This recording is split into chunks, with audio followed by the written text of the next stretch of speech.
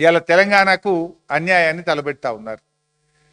ఇవాళ బనకచెర్ల ఎంత డేంజరో, బనకచెర్ల కంటే నల్లమల్ల సాగర్ డబుల్ డేంజర్.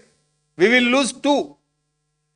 బనకచెర్లనైతేనేమో గోదావరి నీళ్లు పోతాయి కానీ కృష్ణాల వాటా దొరుకుతుంది. నల్లమల్ల సాగర్ అంటే గోదావరి నీళ్లు పోతాయి, కృష్ణాల వాటా కూడా రాదు. డబుల్ ఎడ్జ్డ్ నైఫ్, ఇది డబుల్ డేంజరస్. అయితే ఈ నల్లమల్ల సాగరు మరి ఆంధ్రప్రదేశ్ అడ్డుకోవాలన్నా వద్దా?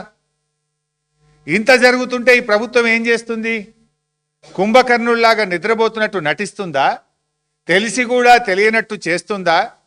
ఇదంతా రాష్ట్ర ప్రభుత్వానికి తెలియకుండానే జరుగుతుందని అనుకోవాలనా? లేదు, చంద్రబాబు రేవంత్ రెడ్డి ఇద్దరూ పరస్పర సహకారంతో ముందుకు పోతున్నారని అర్థం చేసుకోవాలనా?